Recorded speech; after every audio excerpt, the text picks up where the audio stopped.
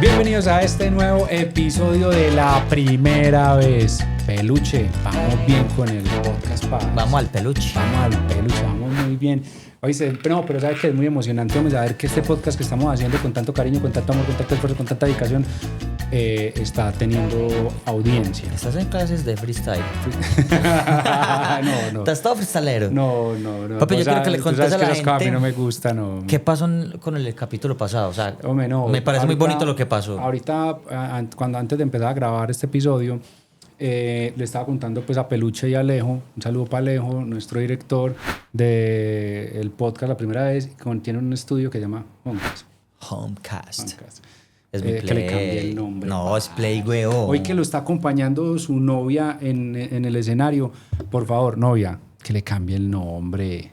Que le cambie el nombre. No. Eso parece nombre de escuela. Yo soy Team Homecast. No, entonces, imagínense que después de que una persona pues vio el podcast donde hablamos de la depresión con César, me escribió un amigo y me dijo, parce, muchas gracias, qué podcast tan bacano, como dice mi papá, qué podcast tan bacano. Imagínate que después de escucharlos decir tantas bobadas y hablar con César, me di cuenta que yo estaba en un cuadro de depresión y empecé a buscar ayuda. Entonces eso me pareció muy bacano porque es como, mira... No, sí, marica, está sirviendo, nos están viendo, nos están escuchando y pues, papi, ya lo de la depresión, la del arroz y... Ay, ¿qué? Había que decirlo. No hablando cosas todas serias y este man sale con eso. Y bueno, hoy muy bienvenidos a este episodio. Vamos a hablar de un tema que a mí me gusta mucho, parce. Tema que, mejor dicho... Te para los pelos. Gracias por traer esta invitada. Es una invitada, Daniel. Gracias por traer esta invitada. Parce, es una vida muy tesa, marica. Es muy tesa, muy tesa. La admiro mucho, la quiero mucho. Y yo siempre, claro, me acuerdo de un tema. ¿Cuál?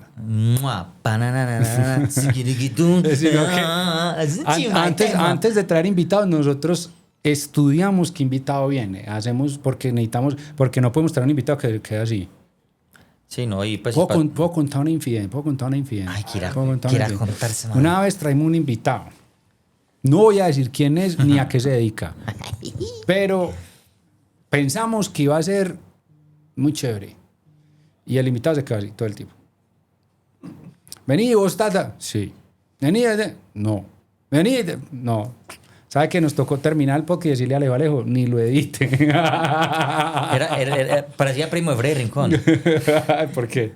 Porque Freddy Rincón no hablaba. Yo no tengo memorias de Freddy Rincón. Pues sí sé que fue jugador de la Selección Colombia. No, hasta que chocó. Que yo lo maté, pues. Yo iba manejando la camioneta también. Hoy en La Primera Vez vamos a hablar del mundo de Egipto. Vamos a hablar con una egiptóloga. Y es la primera vez de su primer tesoro. Y hoy hablando de tesoritos, hombre, yo tengo el tesorito mío. Pero todos. Sí. ¿Vos tenés tu tesorito? Sí, en este momento sí. Pero mi primer tesoro fue un caballero del Zodiaco. Sí. El Goku. No, a mí me gustaba más Caballeros del Zodiaco que Goku. Pero eran distintos porque fue primero, en su orden fue primero Supercampeones, después fue... pero fueron muy parejos. Yo me veía al unísono todos. No, pues claro, porque los sacaban todos, pero en épocas fue Supercampeones, Caballeros del Zodiaco y Dragon Ball. Bueno. Y a mí me trajo el niño Dios. Mi primer tesorito fue un carro que se llamaba el carro Cobra. Sí. Que levantaba la cabeza y botaba agua. He buscado ese carro por todos lados y es muy difícil de conseguir. Y a mí también recuerdo mucho la Ricochet, la moto Ricochet. No, esa no me tocó a mí. Era que el casco del man era amarillo, se volteaba. Esa era un parche. Bueno, no, eso no lo conocí. Qué frágil. Qué frágil. Bueno, y hablando de tesoritos, hoy tenemos una invitada de lujo. Os vamos a hablar de unos temas muy impresionantes que a mí me explotan la cabeza. A mí hablar de este tema me gusta, me apasiona, me encanta preguntar. Me he visto todos los documentales habidos y por haber. Y vamos a hablar hoy, preséntala usted que es amiga suya, mejor dicho. Es que es una persona que admiro mucho, que quiero demasiado, aparte que es una tesa. O sea, hoy vamos a hablar de un tema que en todo el mundo es como que, eso se estudia, ¿por qué sabe tanto de eso? Y sí, hoy estamos con Elizabeth Noreña, egiptóloga de la ciudad de Medellín. Eli, bienvenida y muchísimas gracias por estar acá conversando con nosotros de la primera vez. Muchísimas gracias a Dani, a Juan. Amo estar en este podcast de la primera vez, porque creo que todos hemos tenido nuestra primera vez, entonces qué chévere estar acá. Gracias. Oíste, ¿puedo hacer un chiste político? Ay. ¿A vos no te llamaron mucho como egiptóloga para cuando Fajardo dice las pirámides del centro? Afortunadamente no. Bueno, yo no sé si fue Fajardo o fue... Yo creo que Sí, fue fue Fajardo. Fajardo. Fue Fajardo. Fajardito, estas pirámides. Y fue, Me lo han preguntado después, pero no. En la época, no, afortunadamente. Bueno, yo creo que hay una... a ver, vamos a organizarnos porque es que esto es muy interesante. ¿De dónde nace un egiptólogo en Medellín? Bueno, de hecho en Colombia somos muy poquitos, somos 4 egiptólogos nomás en Colombia, porque la egiptología se puede estudiar o como pregrado o como especialización, maestría, doctorado. En el caso mío, yo hice mi maestría en egiptología, pero todo nace desde un sueño de niña, así como ustedes estaban contando de esos tesoritos de la infancia.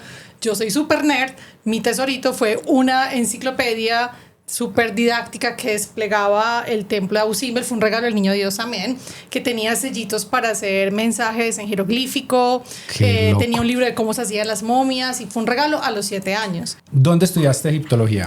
Yo estudié en el Instituto Virtual de Ciencias Humanas, adscrito a la Universidad Complutense de Madrid. Y ha sido Egipto, obviamente. He ido 9 veces a Egipto. Uy, qué dicha. Uno no descansa de ir a Egipto. Pues cuando es tu trabajo y tu pasión, no. Pero si vas solamente en plan turista, los turistas por lo general van 1 o 2 veces a Egipto y no más, porque Egipto, conocer la historia de Egipto y el Egipto faraónico es absolutamente maravilloso y fascinante.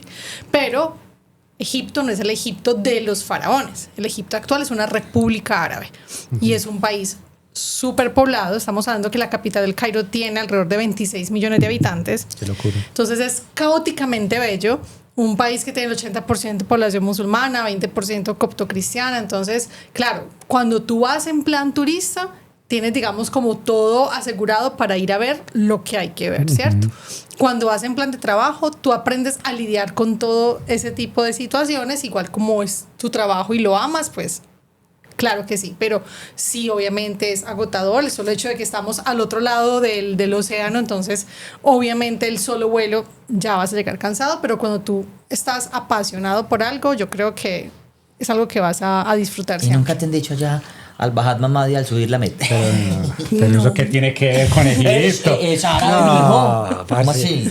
Eso lo estudió Dani en su maestría ya. Empezamos mal. Oíste, yo no conozco Egipto, pero siento una atracción bastante, pero más por temas energéticos, que yo creo que esas preguntas que yo te voy a hacer, todo el mundo te las ha hecho, pero Sí. creo que son necesarias. Pero yo siento como una atracción energética de conocer esos templos, como una atracción ahí curiosa. La primera pregunta necesaria y que yo creo que todo el mundo te hace es: ¿eso lo construyeron los extraterrestres o quién construyó la vaina? No te preocupes. Esa pregunta que tú me haces, que ya la respondo junto con otra que fue muy chistosa, anécdota. Me llamaron unas de Bogotá. Hola, mira, es que sabemos que tú eres la egiptóloga colombiana. ¿Tú sabes leer el tarot egipcio? Y yo no, mira, la egiptología es una ciencia apoyada en la antropología, la arqueología, la historia, la filología, la lingüística, etcétera. ¿Tú eres de profesión qué? Yo soy licenciada en lenguas modernas de la Ok. UPB, como el señor Daniel Mejía.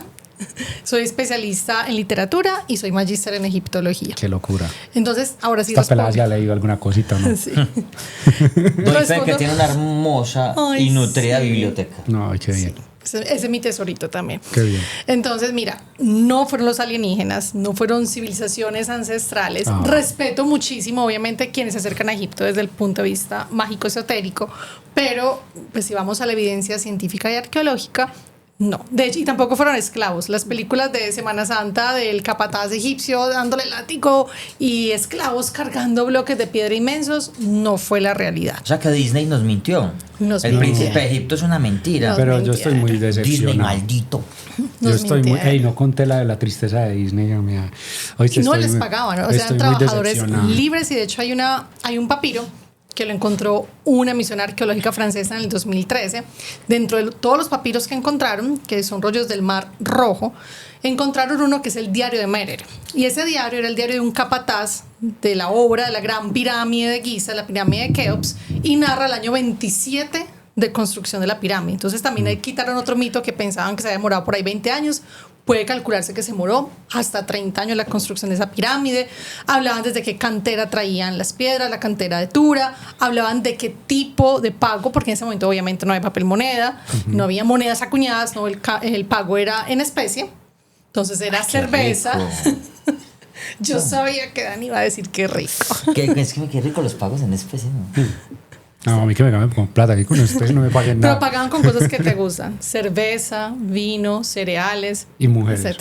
Mujeres no. Mujeres, así me gustan Sigue. otro tipo de cosas. Hace poquito salió una cosa que a mí me pareció, es que, o sea, yo no soy pues así como tú que estudió esta, pues soy empeliculado y me gusta, obviamente mucho también como desde la conspiración, porque como que esos dos mundos terminan encontrándose, así uno sea muy científico y el otro no sea científico, pero en algunos puntos donde los seres humanos no encontramos explicaciones lógicas o creemos que no son lógicas, pues esos dos mundos se entrelazan muy curiosamente. Pero hace poquito salió un estudio de geolocalización, ¿cierto? Donde se hacían unas miradas a todas estas cosas y decían, vení, no, es que las pirámides no son solamente lo que está ahí. De ahí para abajo hay unas estructuras gigantescas, que incluso salió este tipo que es un egiptólogo muy famoso, pues como el más famoso del mundo, que fue director de... Zahi Hawass. El que salía en History, ahí en las excavaciones, y salió diciendo, no, eso no es verdad, eso no es mentira, no sé qué. Pero entonces salieron los otros diciendo, no, un momentico, que sí es verdad, aquí estamos demostrando que esto es ciencia, esto no es ya otra cosa, o sea, que hay unas profundidades, unas cosas de las pirámides profundas. ¿Qué fue lo que pasó con esa vaina?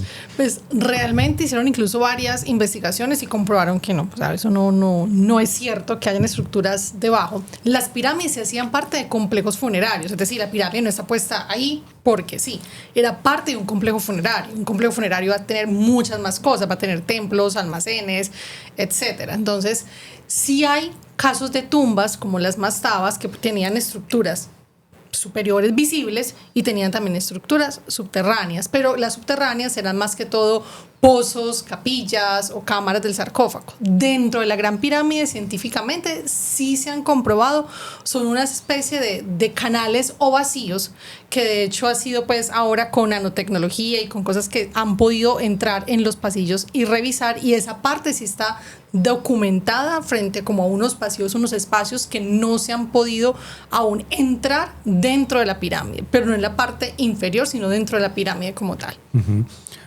Oíste, eso es un mundo. Sí, es que yo sí tuve la fortuna de ir. Contá. Y entré. Sí. Y... ¿Qué sentiste? No, muchas cosas. A Dani lo vendieron allá por camellos, pero bueno. Pero me volvieron que porque tengo miedo a joroba. No, y yo sentí esa energía muy... O sea, no importa en lo que uno crea, uno siente una energía muy mística y uno se sorprende. Pues por ejemplo, me pasó por lo de... Es tu trabajo, pero yo de turista como que wow, y uno bajaba y veía como todos esos complejos. Entonces uno se dice como, esto aquí abajo es una ciudad. O sea, te dejaron entrar a la pirámide. Hay unas que dejan entrar, pues Sí. no a todas, pues así, me imagino que yo no tendré acceso a cosas que ha tenido él, pero hay cosas que uno sí puede entrar. Y uno va, de hecho entré a una, que no me acuerdo cuál fue, y me empecé a quedar como sin aire porque uno baja mucho. Y era como baja despacio, que se ahoga. Y aparte pintan muy lindo. Sí. Entonces si fuiste a dos que hay en Saqqara, que de hecho las personas a veces se decepcionan mucho cuando entran a la Gran Pirámide, la más famosa pues en Giza, que es la de Keops, porque dicen, ay, no vi nada, accedí, tuve una rampa, me tuve que agachar y llegué como a un gran salón, que es la cámara del sarcófago, donde está un sarcófago de granito y no hay nada más. Pero en Saqqara está la primera pirámide construida de la historia, no solamente de Egipto, sino de la humanidad, que es la pirámide escalonada, y esa es la de más fácil acceso. Tú entras como entrando a un gran salón, es más no requiere, digamos, un nivel de exigencia física. Pero hay dos pirámides que tú las vas a ver por fuera y vas a decir, pues esto parece un montículo de tierra, ¿esto qué pirámide va a ser? Pero en su interior y bajando, esas son las estrellas, todas las paredes y techos están grabados porque están los primeros textos funerarios de la historia. De hecho, esos textos para ellos en su religión eran textos mágicos religiosos porque era lo que ayudaba al difunto al más allá, al rey, al faraón difunto en el más allá. Pero allá va una de múltiples preguntas. Obviamente es un contexto histórico totalmente distinto, entonces como pensaba esa gente no es como pensamos nosotros. Es correcto. ¿Cierto? Pero ¿qué era lo que ellos pensaban para usted construir una gran pirámide para enterrarte? Lo que pasa es que las pirámides no siempre fueron sus únicos formas de tumbas. Las pirámides, digamos, fueron por excelencia la arquitectura, digamos, funeraria en algo que se conoce como el reino antiguo. Estamos hablando de la tercera a la sexta dinastía. Y hacían parte de complejos funerarios. Y tenían una conexión, de hecho, religiosa y política. ¿Por qué? En ese momento, a partir de la cuarta dinastía, pasó algo en Egipto. Y es que los egipcios, los faraones, quisieron volcarse más al culto solar, al culto a Ra. Y quisieron ya denominarse como hijos de Ra, es decir, como hijos del sol. Y las pirámides, hoy en día, como las vemos, que vemos los bloques de piedra caliza, no es como las tenían ellos en ese momento. Hoy las estamos viendo literal, es en la obra negra, porque en ese momento las pirámides tenían un recubrimiento de caliza blanca pulimentada, lo cual hacía un efecto espejo, reflejaba los rayos del sol. La parte de la cúspide era una especie de piramidión en una aleación de oro plata que se llama electro. Entonces, claro, se reflejaban los rayos del sol y para ellos era la forma como Ra también llegaba a la tierra. Eran también las pirámides para ellos una morada eterna, porque como iba a quedar la momia del rey, y para ellos, para poder tener vida eterna, tenían que preservar el cuerpo físico. Si el cuerpo físico se destruía, ellos perdían el derecho a la eternidad. Entonces, por eso era que era tan importante dentro de su culto funerario el proceso de embalsamamiento y momificación, que en el caso de los reyes, que era la momificación VIP, diría Dani, duraba alrededor de 70 días. ¿Qué? ¿Envolverlo? En papel higiénico. Envolverlo demoraba 7 días. 7 días, no, 70 días. Hay gusto en cosas raras mías. Yo lo forro en casa y vinil y dale. ¿O qué? Pero, ¿No sirve? No, porque si no es que esa gente tenía por favor, si estoy equivocado, me corre. Sí. Tenía técnicas que todavía no saben cómo eran las técnicas de modificación. O sea, se saben los conceptos, pero no el proceso completo. Sí se sabe el proceso, O sea, hoy se podría momificar a alguien. Sí, yo bajo esas técnicas. Sí. ¿Y tú lo sabes? Loco. Sí. Entonces, te lo cuento. Ya sabemos que su esposo no va a ser infiel. Te lo cuento. Se lo mocha en mí y se lo sí, se lo mantiene embalsamado. Es que estoy todo momificado. ¿Le qué? Se lo pone de dije. ¿Dónde lo llevas? O sea, hoy se podría momificar a alguien bajo las técnicas que utilizaban esas como experimentos científicos. Sí, yo sé que también han hecho, creo que personas que han donado el cuerpo a la ciencia han hecho esos procesos. Sí, es verdad que les echan mercurio. No, te cuento. Eso es de cine. Tom Cruise nos mintió. Eso es de cine. Sí. No, pues que yo creo que eso es tan mágico, ese mundo, porque es un mundo mágico y entiendo mucho, me parece muy bonita tu curiosidad, como me imagino que de lo que nos contabas ahorita de niña, como hasta dónde va a llegar mi curiosidad hasta el punto de estudiar esto, claro. De volverse una profesión. Pues es una cosa espectacular porque es... O sea, yo creo que todos los seres humanos que de pronto hemos estado conectados con la lectura o con la historia, sentimos una gran atracción por todo lo que es de Egipto. O sea, una gran atracción. Todos queremos ir y conocer. Claro, y que vamos de turistas y se nos aparezca algo que no se le ha parecido a nadie. O sea, eso es como cosas bacanas que el cerebro empieza a trabajar en esa estructura, pero... También entonces hay una parte que es una gran decepción para los que somos un poco conspiranoicos y todo eso, porque es más lo que nos han vendido en falso que lo que realmente es. Sí, la verdad, sí, hay muchos mitos urbanos alrededor de Egipto y porque también viene una corriente, o sea, del siglo XVII, lo que les conté, la anécdota del tarot. El tarot es un invento del siglo XVII, o sea, los egipcios yo creo que se estarían revolcando en sus tumbas cada vez que alguien dice tarot egipcio, porque ellos jamás utilizaron un sistema adivinatorio a partir de cartomancia, o sea, de cartas. No es como si yo hoy me inspiro y no sé, me pongo a diseñar con glifos mayas unas cartas y les digo, Dani, venga, le vendo el tarot maya. Pues si los mayas sanos en ese momento O sea, que frente los a ese egipcios asunto. no amarran el ser querido. De otra Sí, manera. sí había un concepto de magia muy, muy heavy para ellos, porque no es la magia de nosotros hoy en día, el sombrerito que sale el conejo blanco, no ese tipo de magia, sino que para ellos la magia estaba conectada con la ciencia, con la medicina y con la alquimia, y era un concepto también religioso, el concepto de Heka, era como ellos denominaban la magia, y de hecho, dentro de los papiros médicos que se han encontrado, es algo muy asombroso, porque la forma como identificaban, por ejemplo, una enfermedad, y daban el diagnóstico, el estudio de caso, el tratamiento, el seguimiento, son pasos que la medicina moderna sigue haciendo. ¿Qué pasa? Que había nuevamente datos curiosos dentro del tratamiento que ellos ponían médico porque había parte de ciencia, pero dentro de lo que hacían científico también tenían que recitar una serie de conjuros. Entonces era ahí donde conectaban la ciencia, la medicina también con la magia, ¿cierto? Y para ellos el concepto de magia, como les digo, también estaba 100% ligado a su religión. Era un pueblo altamente religioso. Yo creo que lo que permitió que Egipto durara más de 3.000 años en la historia fue que ese pensamiento mítico religioso lo conservaron incluso cuando llegaban pueblos invasores, cuando tuvieron reyes extranjeros. Más fácil adoptaban ellos la cultura egipcia que imponer la propia. Y eso también ayudó muchísimo a que se preservara por más de 3 milenios ese imperio. ¿Por qué amaban tanto los gatos? ¿Cuál es la conexión con los gatos? Hay una diosa egipcia que es la diosa Bastet, que se representa con un gato. Para ellos el gato era un animal sagrado. Esta diosa era la protectora del hogar, de la mujer. De hecho, hay una cosa muy bonita. Cuando las mujeres querían ser mamás de varios hijos, tallaban en madera una estatuilla de la diosa y le ponían gaticos en los pies. El número de gaticos representaba el número de hijos que esa mujer quería tener y lo llevaba al templo en Bubastis dedicado a esa deidad. Entonces para ellos los gatos eran un animal sagrado, era uno de los símbolos para representar una de sus diosas. Se momificaban también animales, los animales que tenían conexión con una deidad eran también momificados, y de hecho cuando una familia perdía su gato, en señal de duelo se quitaba las cejas. Entonces, para que la Cuando gente... perdían su gato. Cuando perdían su gato. Y Wow. si perdían el perro, se quitaban todo... Las huevas. No. No. Se quitaban todo vello corporal. O sea, todo, el tú, perro también pero era... Todo. O sea, ¿Cómo el que yo? perro Él también. El perro también era Sí, un miembro importante. Era un miembro, o sea, el concepto que tenemos del perro, pues de ese amor por ellos, los egipcios también lo tenían por los Uy, perros. qué bonito, no sabía.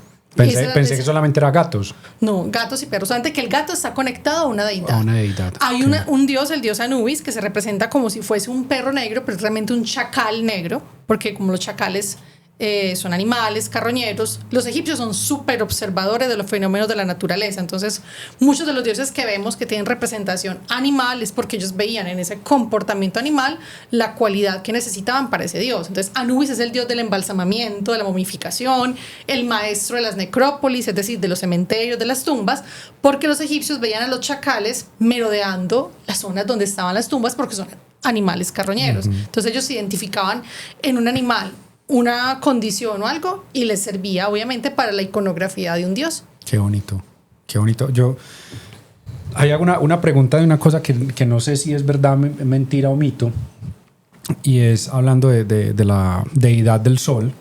Entonces, que también estaba conectada al nacimiento, una mujer virgen. ¿Eso es verdad? ¿Eso es mentira?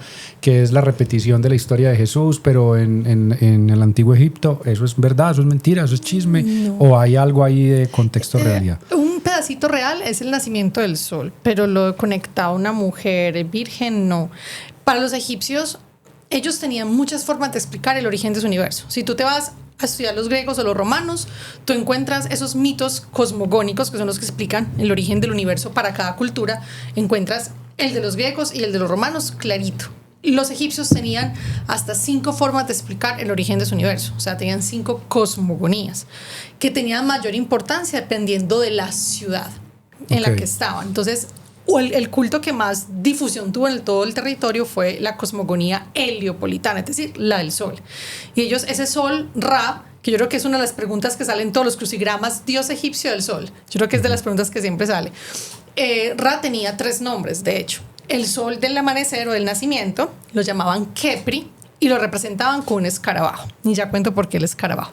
El sol más fuerte el que está radiante a pleno mediodía, Ra, y el aspecto nocturno del sol lo llamaban Atún y lo representaban con un cuerpo humano y una cabeza de carnero. ¿Y por qué el de la mañana con un escarabajo? Porque ellos veían a los escarabajos peloteros hacer esa bolita de estiércol, girar y perderse en el horizonte, pero veían que de ese estiércol nacían las larvas que daban nueva vida, como el sol naciente. Lo que hablamos en el capítulo anterior. En el capítulo anterior, con Ana. El caché. ¿Los escarabajos qué? Dijiste. Pero es que estercoleros. Dani solamente uno diría el cucarrón mierdero. Pelotero, sí. Eso, pelotero, es el caché ante todo. Pero qué mujer para saber cosas, ¿no? Vos vas al cine a ver una película egipcia y vos decís... Mentiroso. ¿Te la parchas No me parcho, porque de hecho a mí me encanta y bueno, estábamos pequeños, teníamos yo creo que 11, 12 años cuando salió La Momia, que fue una película que todavía la sigue saliendo. Original, que de hecho sale el próximo año por fin. Vuelven otra vez todos los protagonistas y los reunieron después de 25 años y salen otra vez. Pues ya están muy traqueados. No, pero... pero todavía hay acción. Te invito a que mires Brendan Fraser cómo está cambiando con el entrenamiento. Ella es una lingüista mía. ¿Sí? No, pero les cuento, no. Lo que pasa es que, a ver, si tú vas a una película de Hollywood, lo mejor es parcharse y disfrutar la película. O sea, no porque ir allá como crítico, no. Si vas a ver un documental, o sea, entender que un documental sí, porque un documental tiene que tener un soporte científico, irá a un rigor de unas fuentes, pero una película es para disfrutarla, que es chévere que cuando te encuentras con los amigos y te preguntan, ve Eli, en La Momia uno ve que sale Imhotep con ese libro negro, ese es el libro de los muertos, existe. Sí, el libro de los muertos existe, pero no es un libro negro como el de Imhotep. Hay muchos libros de los muertos. En una época que se llamó el Reino Nuevo, a las momias, a los egipcios, dentro del ajuar funerario, los enterraban con unos rollos de papiro que podían tener 25, 33, 45 metros de longitud, y eran papiros que contenían esas fórmulas mágico-religiosas para ayudar al difunto en las pruebas y sortilegios en el más allá. Lo que Dani vio en las pirámides de Saqqara, que eran también textos funerarios, lo vemos luego en el Reino Nuevo ya en papiros. Entonces el libro de los muertos era eso, y de hecho pasó algo muy particular en el Reino Nuevo, y es que se volvió un negocio, porque antes todas esas cosas estaban más reservadas para el faraón, la familia real, las élites. En el Reino Nuevo, todo el que tuviera para pagarle a un escriba lo equivalente a la mitad de su salario anual podía mandar a hacer el libro de sus muertos. Qué loco. Entonces se volvió para ellos una producción en serie. Clases sociales pues súper definidas hasta la muerte. Has encontrado incluso en esa época papiros de libros de los muertos, en artesanos, en danzarinas, en varias personas que simplemente pagaron a un escriba para que les hiciera ese texto funerario, que para ellos era como ir al inframundo con el mapa bajo el brazo, o sea, tener ahí las respuestas para poderse desenvolver. Pero pasaba algo muy chistoso, que como los escribas comenzaron a tener un negocio en eso, si el papiro tuyo, en la parte donde se coloca el nombre de la persona, que es un cartucho, una figura ovalada, no ponían tu nombre y de pronto lo copiaron, hicieron un copy-paste del de Dani, tu papiro de los muertos era inservible, porque para los egipcios el nombre era otra de las cosas fundamentales para que tú pudieras tener vida eterna. O sea, que yo hubiera goleado en esa época. ¿Por qué? Por el copy-paste. Sí, claro. Impremax, vean. Impremax, imprimiendo papiro, lo que es más. Oíste, pero ahí el tema es, uno ve como esa dinámica, digamos, un poco científica y digamos, desde el estudio, desde apasionarse, entrarse en eso, que uno entonces se pregunta, ¿hay más por descubrir o ya lo descubrimos todo? No, falta mucho. De hecho, un pedacito. Se calcula que explorado el terreno egipcio está aproximadamente entre el 37, 43, 44%. O sea, queda muchísimo por descubrir. O sea, que todavía podemos descubrir muchas cosas que no son. ¿Hay alguna conexión? Porque obviamente en ese contexto de la cosmología de los egipcios y se empieza a trasladar a la cosmología latina, pues no latina, no, romana. Perdón, disculpa. Greco-romana, no, no latina, no, sino a lo que eran las Américas, okay, ¿cierto? ¿hay alguna conexión real entre lo que pasó en Egipto y lo que pasó, por ejemplo, en la cultura maya, en los Simonéis? No, es una pregunta muy, muy válida, que porque además de Egipto vemos pirámides en otras culturas, entonces Claro. tú vas a Chichén Itzá y te encuentras con la pirámide de Kukulcán, por ejemplo. Exacto. Pero no, yo creo que en las culturas las pirámides tenían diferentes funciones, que es lo similar, la estructura, pero digamos no es casualidad, el hombre, como especie, siempre nos hemos preguntado por un origen, siempre hemos intentado mirar algo que hay más allá por encima de nosotros, entonces siempre se va a desarrollar en todas las culturas un mito y un rito, porque el rito es lo que va a sustentar ese mito. Entonces, por ejemplo, en la cultura maya, ese tipo de pirámides no eran un complejo funerario, no eran tumbas, eran pirámides rituales. De hecho, tenían escaleritas para subir, desde donde se hacían incluso hasta sacrificios. Mientras que Que en la... rodaban las cabezas. Apocalipsis, ¿te acordás? Apocalipto. Se llama la película. Apocalipto. Sí, mientras que para los egipcios las pirámides no cumplían... No mataban a nadie pues en las pirámides. Sí, no, eran antes parte, como te digo, una De tumba, la parte de muerte. un complejo funerario.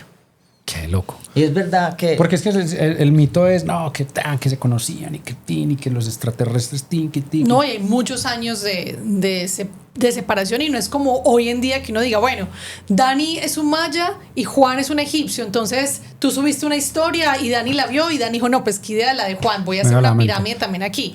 No había forma como para llegar a copiarse esa información, ni por comunicación, ni por la distancia en tiempo y espacio. Y esa frase de que está más cerquita Cleopatra del iPhone Súper que Cleopatra de la construcción de las pirámides, ¿es real? Súper cierta, porque Cleopatra fue la última reina de Egipto. De hecho, Cleopatra muere. Que supuestamente ya están que la encuentran. Sí, Yo estoy por ahí viendo. 10 años Yo estoy viendo por ahí No la han encontrado. Es que hay una egiptóloga que latinoamericana, dominicana. Y la retaron y todo eso es mentira lo que usted está diciendo, pero la vieja está demostrando científicamente, Sí. pero yo la sigo y está Kathleen demostrando científicamente dónde está esa vieja enterrada. Yo pensé que Cleopatra era Marilyn Monroe. No. No. Es otra teoría conspirativa que me mintieron. Sí. La que tú dices es súper cierto. De hecho, es en Taposiris Magna y lleva ya más de 10 años, yo creo más, porque está del 2005 comenzó esa misión de Kathleen Martínez, ya para 21 años. Y lo que tú dices es cierto. Cleopatra estuvo en el año 30, nace en el año 30 antes de Cristo. O sea, en ese momento estamos hablando, perdón, en el año, qué pena, el año 69, muere en el año 30 antes de Cristo. Estamos hablando que está mucho más cerca a nosotros a las construcciones de las pirámides que fue en el Reino Antiguo, que estamos hablando de 2300 años antes de Cristo. Entonces, obviamente está más cercana a nosotros. Hace 5.000, 4.000 y punta de años. Más cercana a nosotros que las pirámides. Para ella las pirámides eran también una obra absolutamente histórica. O sea, era el Fajardo de la época. Era histórica. Y después de que Cleopatra muere, ya Egipto deja de ser un imperio y se vuelve un anexo a Roma, una provincia romana. ¿Por qué está escondida Cleopatra? No creo que esté escondida. A ver, Cleopatra fue un personaje muy controversial en su época, porque nosotros nos la han vendido como la mujer fatal.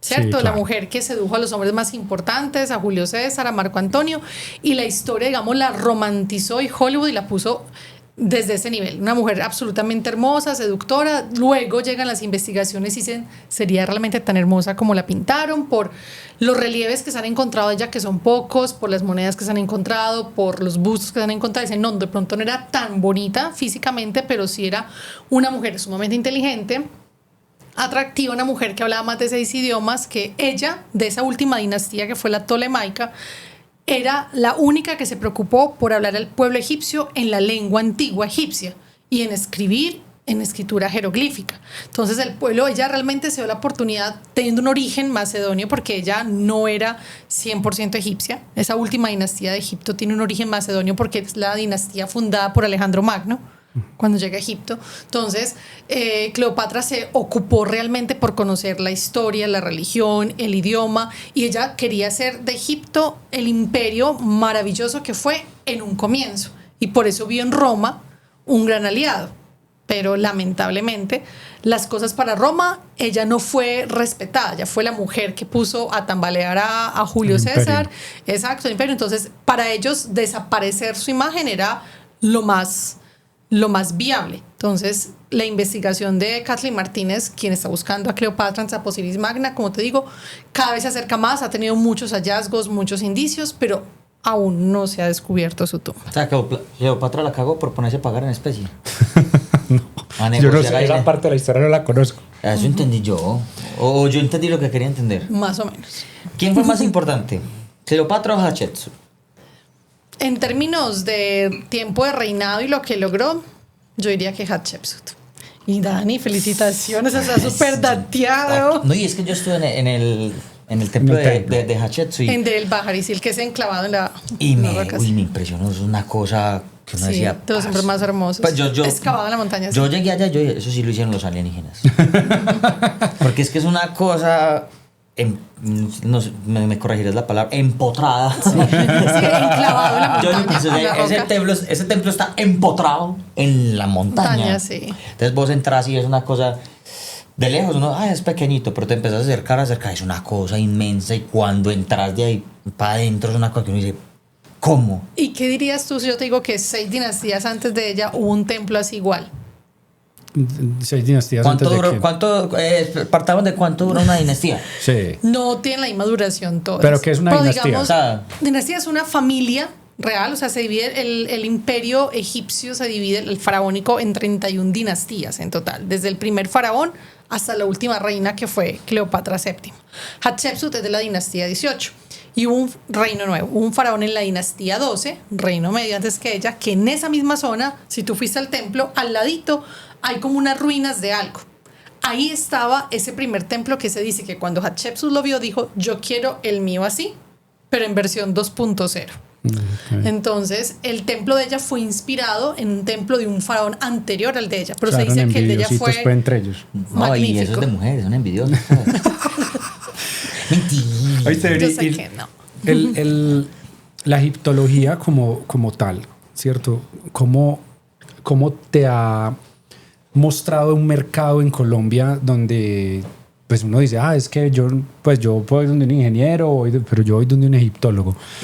¿Cierto? A que me lea el tarot. Sí, a que me momifique, ¿no? Pero sí ha existido como digamos, un interés académico en Correcto. tu profesión en este momento, porque pues si solamente son 4 en Colombia, pues es una absoluta, eso sí es una verdadera minoría, Sí, ¿cierto? total. Porque entonces, ¿en qué se desempeña un egiptólogo en Colombia? Claro que sí. O sea, tu pregunta sería, ¿cómo monetizamos la historia? Podría ser. Sí, o sea, ¿cómo se monetiza? Sí. pues tiene que producir mucha plata porque solamente son 4.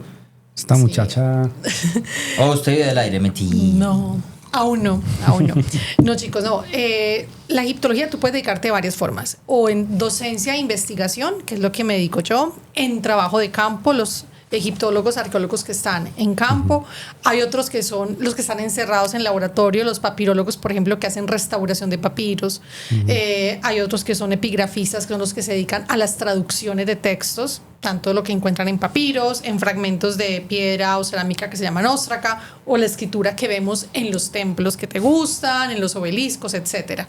En Colombia nos hemos dedicado en este momento y lo que nos ha permitido, digamos, hacer sonar esa ciencia ha sido a través de la docencia y la investigación. Nosotros tenemos desde el año 2019 un portal de divulgación científica para Colombia, América Latina y el mundo en general en habla hispana, que es Egiptología en Medellín. Entonces vas a encontrar allí una plataforma educativa que empezamos hace 7 años con 11 estudiantes y actualmente vamos llegando a los 2.000 estudiantes Wow. de diferentes partes del Para que mundo. se inscriba.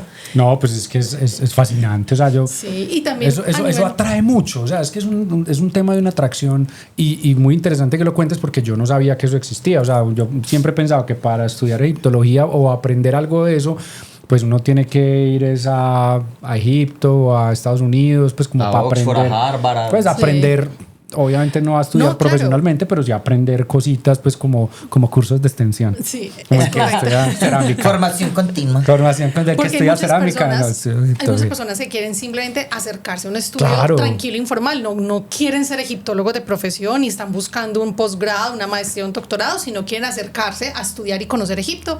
Para eso sirve, por ejemplo, este portal educativo. Hay en Ay, Colombia yo quiero, también parce. universidad, sí, la UPB. En la UPB yo coordino el programa de egiptología en la Facultad de Historia, que es el primer programa de egiptología que hay en Colombia y en América Latina como programa. Porque en América como una especialización, ¿o qué? como un diplomado, y la especialización comienza el año entrante. ¿Y qué tiene que hacer uno para hacer un diplomado? Puede ser de cualquier profesión. Tenemos médicos, arquitectos, diseñadores. O sea, lo hace uno por un gusto personal. Yo quiero. A mí me parece espectacular. Y muchas personas me decían, vos que la conocen, no nos conseguís un descuento. Conseguimos un descuento. Vamos los dos. Dani tiene descuento por egresado. Yo no soy egresado. Pero también bienvenido a Egiptología en Medellín. Ahí te damos descuento nosotros. No, mentira, no. ¿Y qué más es por malestar. Pero a mí, por ejemplo, en lo personal sí me gustaría mucho más porque llega un momento, yo estudiaba mucho, una maestría y de todo, y llega un momento en que uno ya está mamado, ¿cierto? Entonces llega un momento en que uno ya quiere estudiar no cosas que uno esté enfocado dentro de lo que uno ha aprendido, sino que le saquen a uno un poquito del molde cotidiano. Por el disfrute también. Por el disfrute, exacto. Como ¿a usted por qué vino? Porque quería, porque me dio la gana. Y yo creo que uno así aprende más. Aprende mucho más porque es algo que tú quieres hacer por ti. No porque estás esperando que terminaste el curso o terminaste, digamos, en la universidad el programa y te entregaron tu diploma y tengo que salir a ejercer. No, lo estás haciendo por ti. No, y además bacano uno ir a Egipto ya con ese conocimiento, o sea, pues obviamente un pincelazo de ese conocimiento. Muchas más cosas. Claro, y uno ya le puede decir... No te perderías en la pirámide como Dani, por ejemplo. Ya le puedo decir a mi hijo, aquí estaba la dinastía, no sé qué, o sea, sorprende. Aquí nacieron los primeros Terian. Eso consigue... Sí, porque que ponían gaticos, o sea, se hace muy entendido, ¿no? Oíste, yo no sé si has visto, en estos días tuvimos acá una invitada muy particular, porque lo bueno de estos micrófonos es darle voz a muchas personas que tienen historias muy bacanas y obviamente se pone en la posición de, hágale todo el mundo, cuente su cuento, que uno se los oye. Vino una chica, me pareció súper interesante su cuento y hablamos en especial de una investigación que montaron, pues no sé si se puede llamar investigación, en Netflix, de un man que anda recorriendo todas las culturas de todo el mundo. ¿Cómo es que se llama? Apocalipsis ancestrales. Y una de esas partes, bueno, entonces no te puedo dar la pregunta, bueno, hay que hacerlo. Pero sí. Entonces se hablaba de cómo Egipto, de una u otra manera, hay una historia antes de ese primer emperador que es una historia no contada, pero que es mucho más antigua de lo que nosotros consideramos. Sí. Porque pues si llegó un primer faraón y construyó su primera... Porque emperadores no eran faraones. Eso, faraón y construyó una pirámide, entonces ¿de dónde sacó ese maneja idea? Sí, de hecho esa historia no contada, de hecho lo trabajamos mucho con los estudiantes, la historia antes de la historia, si les digo yo a ellos, es el Egipto predinástico. Es decir, el primer asentamiento humano que llega, que es lo que se conoce como la neolitización del Valle del Nilo, porque nosotros pensamos en Egipto y vemos solamente una imagen muy desértica, pero Egipto tiene una zona fértil donde se da precisamente el río Nilo, o sea, Egipto, y hoy estamos hablando de Egipto gracias al río Nilo. Si sacamos al río Nilo de la ecuación, Egipto no hubiera sido la civilización que fue en la antigüedad. O sea, Egipto no es solamente polvo. Ya no hay tantos como antes. O sea, o sea, Egipto no es solamente no polvo, solamente porque usted cierra los ojos y piensa en Egipto, ¿qué piensa? Pirámides y polvo. Arena. O sea, ahí para y hacer así. Extraterrestres. No, de hecho los egipcios no llamaban a su territorio Egipto. Ese es un nombre que se lo debemos a los griegos. Okay. Para los egipcios era Kemet o la tierra de Kem o Kemit, que significa tierra negra. Y tierra negra para ellos es, gracias a las crecidas anuales del río Nilo, se alojaban unos depósitos pantanosos que se conocen como el limo fértil. Y gracias a eso era que tenían esa tierra cultivable, que fue un pueblo que desarrolló muchas cosas en la agricultura, canales de irrigación, todo eso. Pero bueno, antes de esa historia no contada, como me preguntaba Juan, es el Egipto predinástico. Entonces fueron esas primeras personas que se asentaron en ese valle del Nilo y se conoce como la cultura nagada. Hubo cultura nagada 1, nagada 2, nagada 3. Entonces, muchos de lo que se ha encontrado a nivel arqueológico de ese Egipto predinástico, se han encontrado formas, cuchillos de sílex, paletas con representaciones de muchas deidades, de muchos dioses que luego vamos a ver en el Egipto de los faraones, porque el Egipto de los faraones parte de un primer faraón en una primera dinastía y ese primer faraón no construye pirámides. El primer faraón en construir pirámides es en la tercera dinastía. O sea, en la primera, en la segunda, no hablamos de construcción de pirámides. O sea, todavía. ¿Ese ya era más fabarachoso, pues? No, es que la pregunta que yo siempre me hago es ¿qué tenía ese man o ese momento histórico para decir, construye una pirámide? Pero ¿sabes por qué construir una pirámide? La respuesta es algo muy, muy... No lo pensaría uno que fuera tan sencillo, porque uno lo ve tan grande para uno que va a ser rentable construir una estructura que puede tardar más de 30 años. Imagínate el nivel de piedra, de obreros, de fuerza humana, de trabajo, de ingeniería, artesanos. O sea, no es rentable hoy en día construir una pirámide, ¿cierto? Pero es que los egipcios, dentro de esas cosmogonías, aunque tenían varias, todas tenían 3 puntos en común.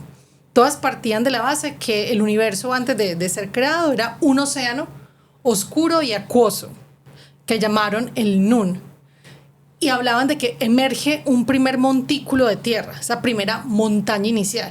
Y que gracias a esa primera montaña inicial, a través de la cual se va a ver el nacimiento del sol, es la primera montaña, digamos, en la creación. Entonces, ¿qué pasa? Si tú vas a Giza en esa parte es un desierto. Tú no vas a encontrar montañas ahí. Para los egipcios necesitaban construir una estructura que se asemejara a esa colina inicial o primigenia, que ellos lo llamaron el Ben-Ben, para que pudiera darse toda esa mecánica del renacimiento en su religión, que lo tenían ya súper introyectado. ¿Sí? Mientras que si tú vas a Luxor, al Valle de los Reyes, al Valle de las Reinas, tú vas a encontrar, son tumbas bajo tierra, hipogeos. ¿Por qué? Porque si tú vas a Luxor, la geografía, el panorama, la topografía, en Luxor sí te da una montaña natural. Tú vas a encontrar una montaña tebana, tú vas a encontrar una montaña en la que está clavado el templo de Hatshepsut. Entonces ellos ya en Luxor, el terreno, el territorio, ya tenía montañas naturales, no necesitaban construir pirámides ahí. Mientras que en Giza, en Saqqara, en Dashur, no habían pirámides, necesitaban tener una estructura que se conectara con ese principio de la creación de ellos. Pero los egipcios trascendieron mucho, porque aquí hace unos años a las empleadas domésticas les decían guisas. Ay, Dios mío. No tiene que ver con los egipcios. Le encanta que nos funen el podcast. Pero entonces, ¿por qué se hace las...? Pero es que es una... No, pero yo sí te tengo una pregunta. Cuando vos vas a rumbear y vos ves a esas viejas de Medellín que se tatúan jeroglíficos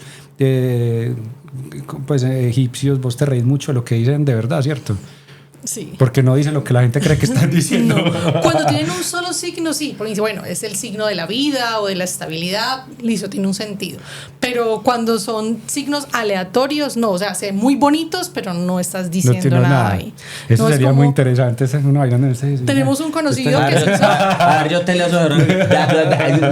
No, hay una anécdota de un conocido que se hizo un tatuaje con letras japonesas y lo que era realmente como un plato de un menú japonés. O sea, cero. Y él muy orgulloso de su tatuaje, pero bueno. O sea, pero es un mensaje subliminal. Cómeme. Sí. Muchas gracias por acompañarnos en este espacio. Se nos fue súper rápido. Muchas preguntas nos quedaron. Es que son muchas dinastías. No pudimos hablar ni siquiera. Como dice. Pero en serio, muchas gracias porque primero pues es muy poco imaginable que existan egiptólogos en Medellín y que ya hayan 2.000 personas estudiando esto. Quiere decir, o sea, manifiesta nuevamente lo que te digo, que cuando ese deseo de niño de uno ver tantas cosas y deseo de conocer es muy interesante, y sobre todo pues quedo muy triste porque definitivamente los extraterrestres no fueron los que construyeron esa vaina. Sí, una gran decepción. Nos tumbaron el enigma. Sí. Muchas gracias. Muchas gracias por estar aquí. Sabes que te admiramos demasiado. No, gracias Dani, gracias Juan, de verdad, por esa invitación. Gracias a La Primera Vez Podcast y a este hombre detrás de cámaras que... Alejo es hermoso. Alejo hace posible. Parece un faraón. Parece un faraón. Él es un enigma. Él es de la humanidad como los egipcios. Debería de ponerle a la marca en vez de Joncas para Dinastía. Claro que eso suena como a esa serie porno de Netflix. Usted verá. Nos funan. Es que, muchas gracias. Los egipcios están en mero enigma. Y Alejo también. Que porque hay 3 hombres X en el mundo. ¿Yo? Ricky Martin, Maluma y Alejo. Ya botan el molde. Eli, muchas gracias por la invitación. Gracias a todos los que hayan quedado interesados en conocer un poquito más del tema de egiptología, y vamos a poner las redes sociales y a compartir en nuestro Instagram y en nuestro podcast para que nos sigan escribiendo y sobre todo pues puedan conocer un poquito más de este tema tan apasionante, que además es un tema científico. Hoy estamos muy científicos. ¿Sí o qué?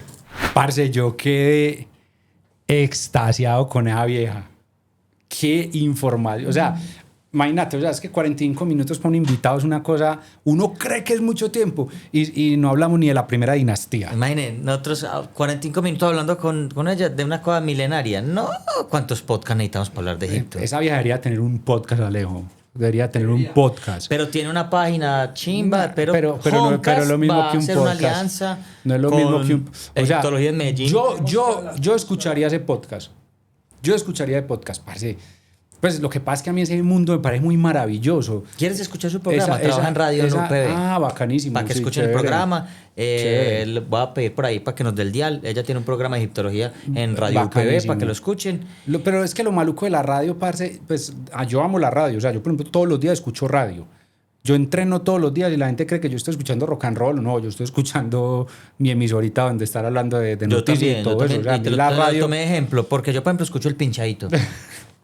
Olímpica, porque me pone todo bien bueno. parce, no, ¿Usted sea, escucha en las serio. historias del pinchadito? No, parce, Eso debería ser un no. podcast, huevón. No, la verdad no. Pero sí, ese tipo de programas de radio es muy difícil porque uno normalmente se mantiene muy ocupado. Entonces no es como que uno diga 7 de la noche voy a escuchar este programa. Y más los que tenemos pues hijos pequeñitos, eso es imposible. Pero, parce, sí, tremenda información. Ese tema de la egiptología, parce, a mí me... Pero me quedamos genera- tristes. Yo no quedé triste, yo quedé muy feliz. No, yo sí quedé muy triste porque ¿Por qué? las pirámides no las construyeron los extraterrestres. Pero mira que tenemos dos teorías. Una, la de Trinity, que seguramente dice que sí, y la de la egiptóloga, una mujer que ya estudiando muchísimos años esta vaina, pues que nos dice, no sean ridículos estos Porque yo sí me temas imagino a alguien científicos, así como técnicos. Thanos o Freezer, así un Haciendo villano. así, destruyendo de una. O como Freezer, así explota. Ah, qué chimba, ¿no? Parce, bueno, y pasamos a esta otra sección de este podcast que cada vez se pone más interesante con invitados como esta chica que nos dejó con la cabeza explotada para ver qué opina la gente, Dani, en relación a mi tesorito. ¿Cuál fue mi primer tesorito? Antes de yo quiero decir una cosa. A ver. Ay, es que yo, pues cuando estaba soltero, ya soy un hombre comprometido. Cuando yo estaba soltero, a mí me encantaba intimar con mujeres tatuadas. Ajá. Porque eso era como, puedo decir la grosería. Eso era como culiar con un jeroglífico. Ay, no, yo le toco, y yo ahora sé qué quiere decir ese delfín. Ay, eso es muy rico. Y si están tatuadas con cosas egipcias, mejor. Uy, qué rico. Ay, no, me encanta es cuando son grillas que se tatúan como un queloide. Porque son para tapar cicatrices. Como que, oye, yo nunca había visto tantas rosas con tantas espinas. Un delfín con escamas. Ay, pero bueno, no, me estoy preguntando. Un delfín con escamas. Ese sí, o sea, reina, déjame decirte, si tú tienes un tribal entre los senos y una rosa en la teta, eres población vulnerable. Población Sí, vulnerable. pocas vacunas y estrato 2. Familia en acción. Aquí no somos clasistas, pero pues pilas que hay.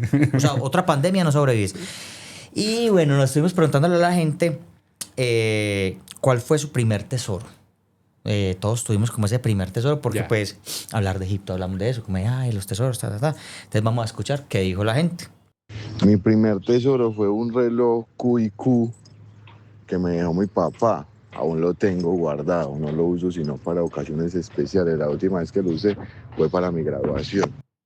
Pero, Un tesorazo. Pero yo no sé si se lo dio el Papa o se lo robó al Papa, porque es un reloj QIQ. No importa, pero es un regalazo, pues es un tesoro muy grande. Es que uno conserva mucho, mira que en el podcast anterior también hablamos de eso, uno conserva muchas cosas y son tesoros gigantes. Yo conservo el relojito de mi abuelo, un relojito que me regaló mi papá una vez de esos de bolsillo, por ahí lo tengo guardadito. Ah, qué chimbo. Incluso mi papá, cuando yo empecé a ser abogado, mi papá un hombre muy humilde, muy trabajador, mi papá pues un hombre de clase obrera, trabajadora duro, y cuando yo me gradué, mi papá me regaló un reloj. Ese reloj yo lo guardo en la caja fuerte donde yo guardo las cosas importantes de mi vida. Ahí lo guardo porque tiene un valor sentimental espectacular. Sigamos, ¿qué nos dijo la gente?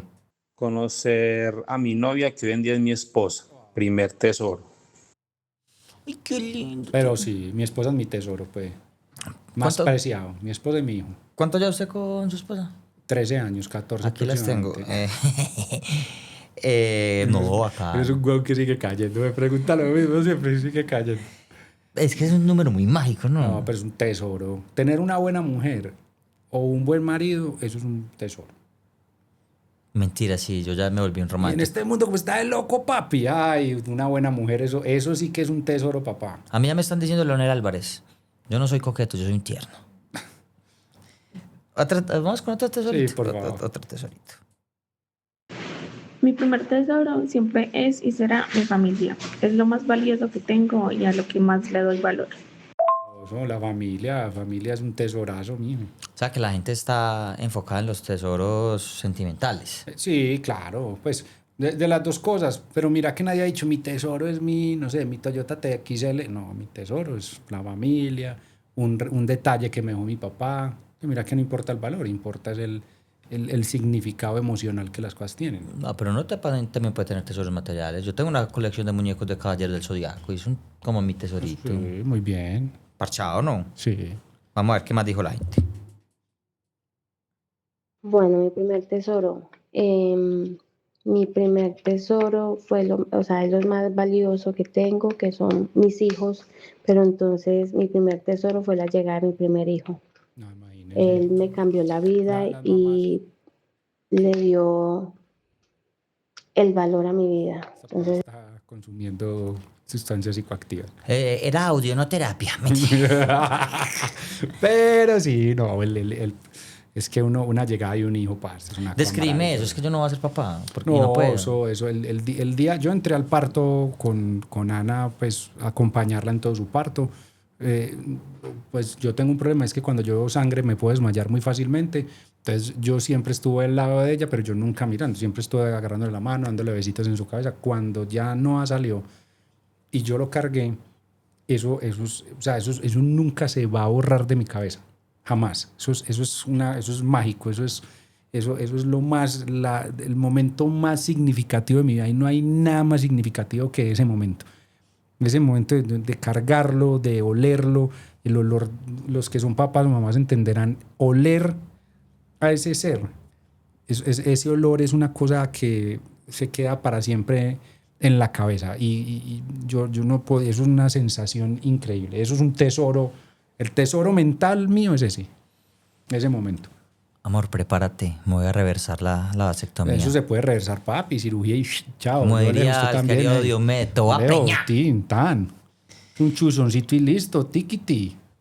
Papi, sin mente como la... No, así No, que no. lo chimba de Siga. culiar con otro es como jugar paintball, ¿cierto? Son balas de salva, es una belleza, leche de avena, es una raquera.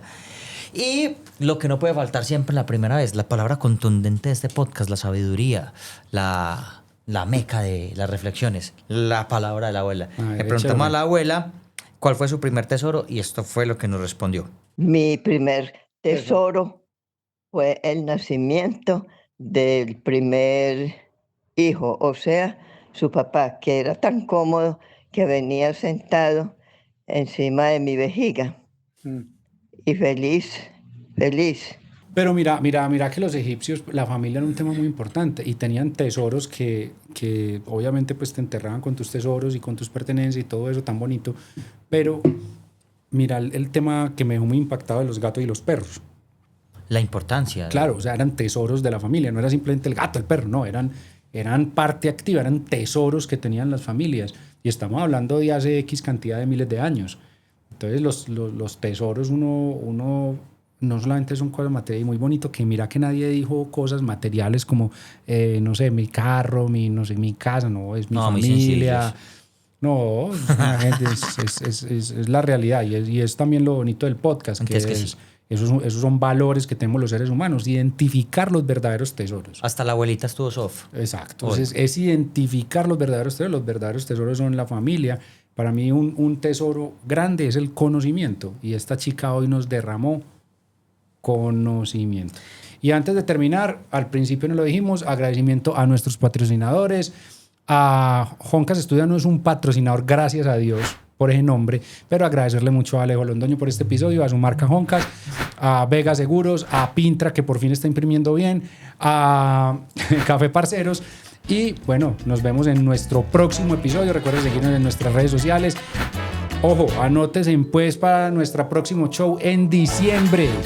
En diciembre, papito. La primera vez de mi chucuchu. Chucu, Mi puras primer historias chucuchu. de tías y la banda en vivo tocando puro lloro. por tenerte. Oh, pues nos vemos. Me preocupa que me estoy poniendo viejo.